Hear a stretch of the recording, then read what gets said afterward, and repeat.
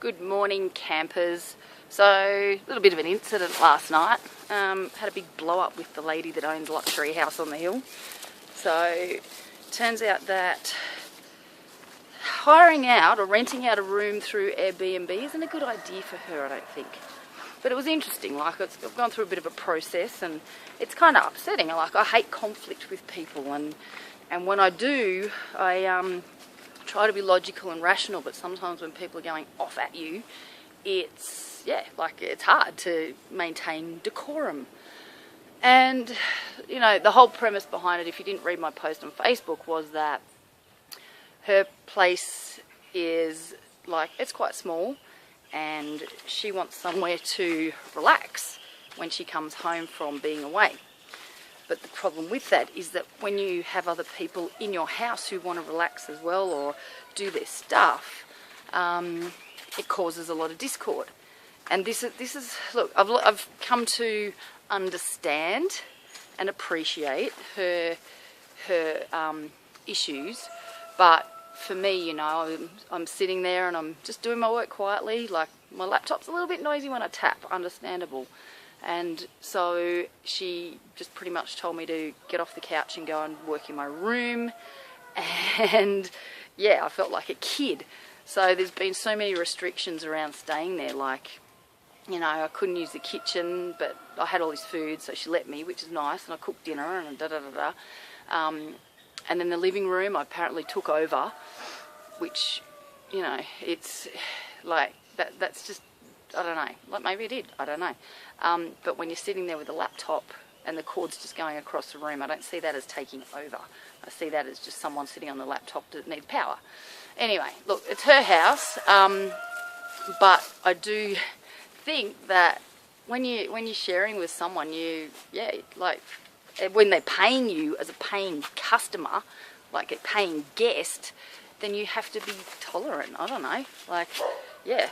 So, yes, so she decided to enforce all these rules and I just got pissed off, and I sent a big complaint letter to Airbnb, and then I left today because I just can't be fucked. Like, she said I could stay there longer, but I just don't want to, out of pride probably.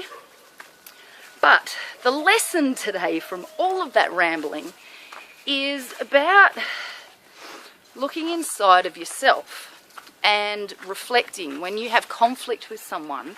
Ooh, really trotting dog shit. When you reflect on issues that you have with people and you take ownership for the part, the mosquito on my head, hang on, and you take ownership for the part that you played, it's hard. Like, it's really hard to admit that you probably could have been a bit more thoughtful, and you could have been a little bit more sensitive to another person. Because you want to push back, you want to give resistance. Like, when someone's going at you like that, you want to resist, because out of pride and out of ego, you don't want to be wrong, and you don't want to be humiliated. Hey, Papa Dog. Getting barked out into the village. And so it's one of the toughest things to do, but it's one of the easiest ways to get over something, is going, okay, so what have I learnt? And I sat down, I thought, okay, well, what have I learned? All right, well, everywhere I stay now, I need to be a bit more mindful of the space that I use and the other people around me. And it was a cringe. It made me cringe because all the defences came up, like, yeah, but they should da-da-da, and they should do this and they should do that. And it's just not the way to relate. Like, it's just not. It's not helpful. It doesn't help our relationships with people at all when we do that. I mean, we're just trying to maintain our ego and oh, you're so scary. Maintain our ego, and that's when we get defensive and we try and push back. And so, yeah, I sort of sat down and I did have a little cry. I was a little bit upset about it because I don't like those sorts of situations. They're horrible. And I thought, okay, well, what am I grateful for this situation?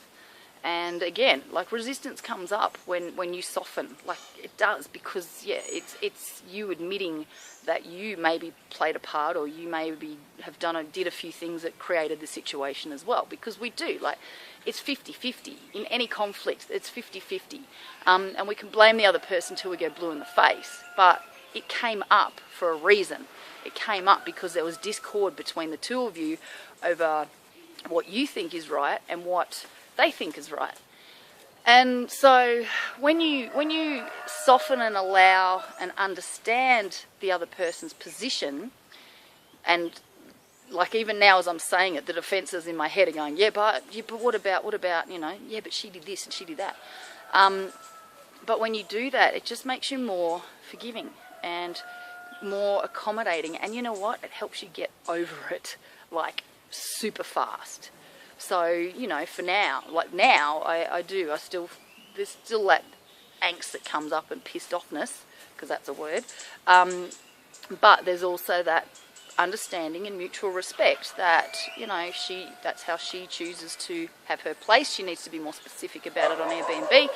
Wherever I stay, I need to be more specific that I'm there and I'm going to work, and I'm probably going to have books and stuff everywhere. So is it okay if I sit in your lounge, or do you want me to sit in the bedroom? Simple. So that's the lesson for today. Buenos dias. And I will talk to you guys tomorrow. Bye.